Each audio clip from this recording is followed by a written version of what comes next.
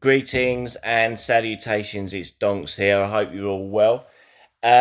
Just wanted to do a little video to mark the anniversary of Eternal Evolution.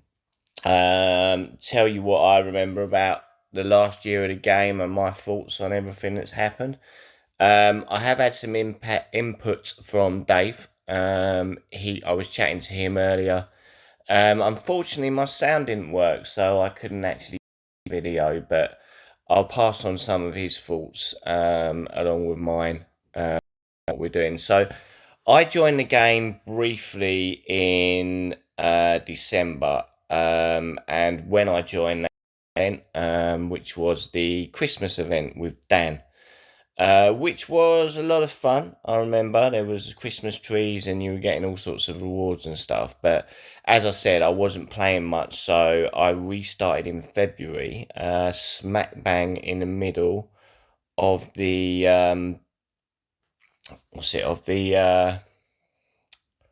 Valentine event.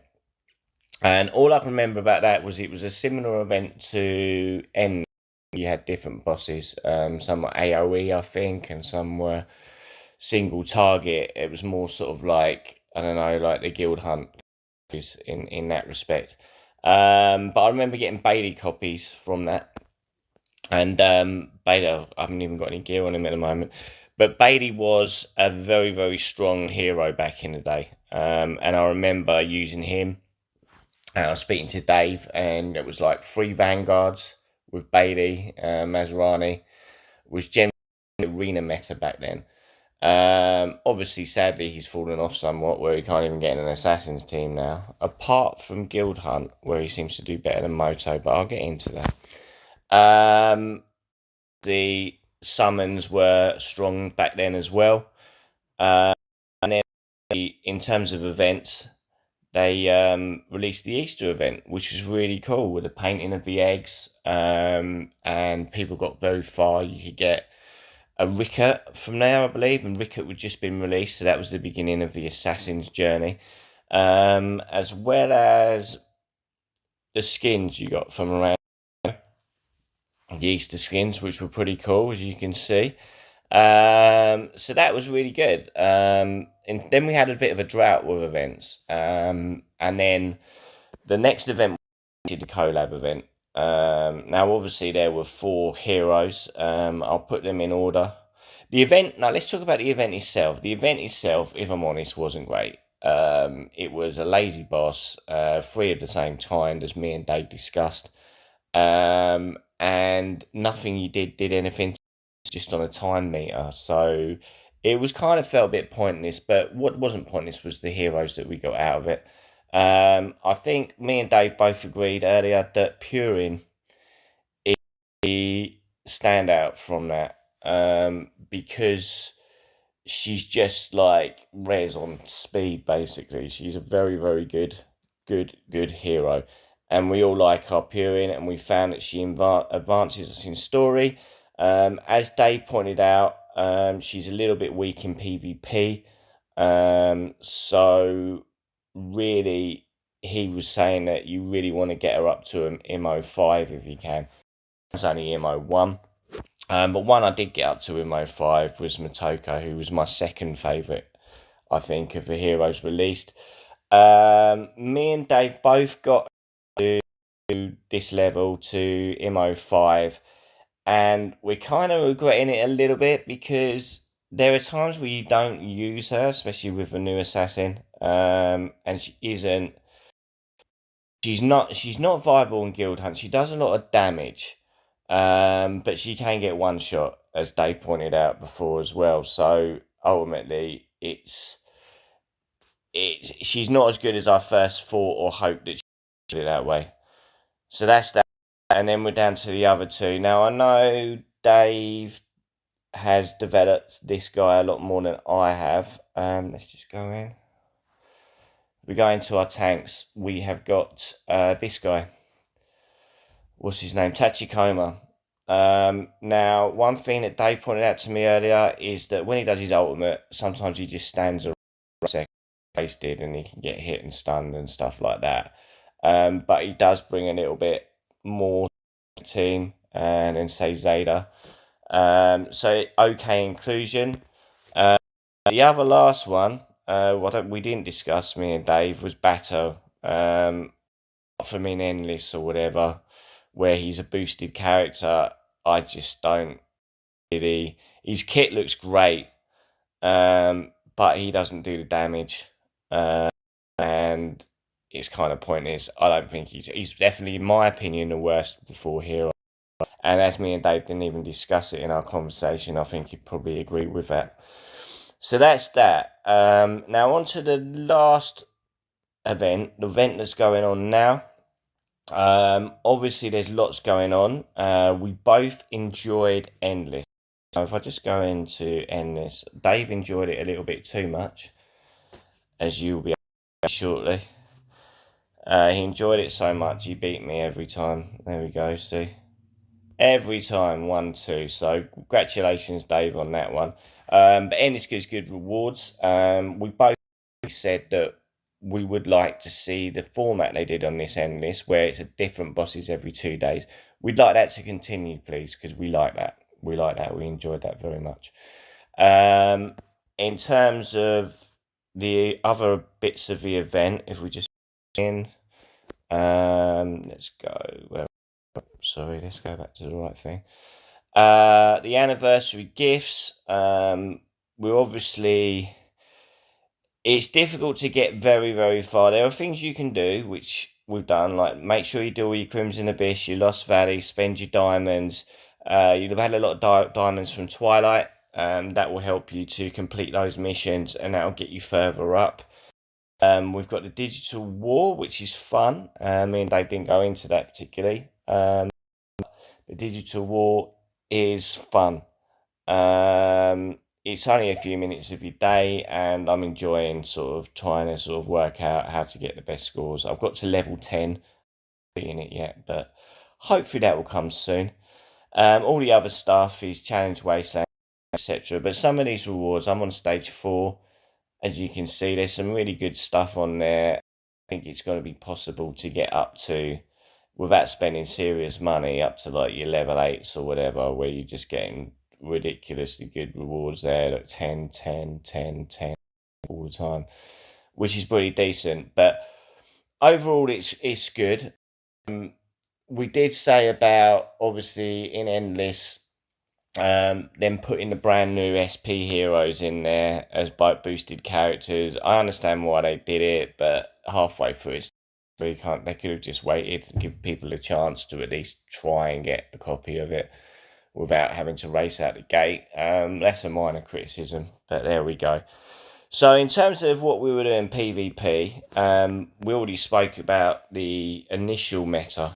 But then a certain guy came out that sort of threw things a little bit awry in that respect. So if we just go in here and we look at this guy. So this guy came out, I don't know when it was, sort of March, April. He was only out for a little while, and then they put him behind a queue. He did things that basically almost broke the game, allowed people to combine a lot further. As Dave pointed out before him, Leo was your big carry in Twilight. But obviously now, or since then, because he's not in Twilight, if I'm honest, or occasionally for the odd mode, energy modes or whatever, but he was carrying everybody and was an amazing character. Little bit frustrating that they've only just released him properly again, but I guess they realised he was too broken.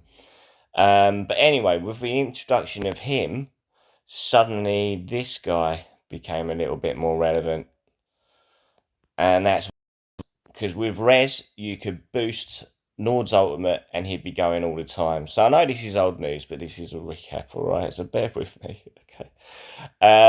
So that was really good, and I remember using him, and Atkins come out, Rickett and Dom, and I generally use Rickett, Dom, Bailey, and Nord. That was generally the attacking meta. And that's how I did. I wasn't really worried about story too much, but I'm doing that with Assassins, with the new Assassins and Purian and Fiona at the moment. So that's interesting. So that became that. Then the Assassins became the meta. And then obviously there's other things like tanks have obviously really sort of grown with the introduction of Panda, who brought them all together and turned tanks into a viable team again. And then you started to see tanks everywhere. And with Womagon being released, and then Tarish with his throw mechanic, they became a very strong team. Which kind of usurped Hunters, which became pretty strong after the introduction of Rebecca. And basically, the throw mechanic kind of threw all that down. Obviously, they brought out Rosaris, and then they brought out Rebecca. I mean, there's some stunning art on some of these characters. A lot of people were thought Rebecca was a little bit too cartoony. I don't mind though, as you can probably tell from my intros. So it's pretty decent in that respect. So moving on slightly, so we've got events that I would like to see developed. Daily challenge. It's pointless. Let's make something else in its place. Let's get some. As Dave said, he wants to see Guild versus Guild back again. I would like to see Guild versus Guild back again. I know they got Guild Expedition. I don't know exactly what it is, but in terms of Guild content, me and Dave both agreed there's not enough Guild content, and now we're completing Guild Hunt. It's not going to get any harder, is it? So we really want some stuff that can engage our community and really sort of put us together, because apart from Guild Hunt, which is pretty easy now, there isn't really much in the game. So that's something we'd like to see, please. In terms of this one, not only me and Dave have talked about it, I know Dyla's talked about it, I know pretty much loads of people have said about it, but this is no good. Not anymore. Not when you're past week 3 of the game and it's a weekly event. So we need to either redo it or just add extra levels and perhaps add different bosses. There needs to be at least another 5 levels on top of this, and it needs to be that one of them you can't even do now. There's no way that nobody could do it now, because that's something to build for, and that's something we'd like to see. As well as, where are we? Crimson Abyss.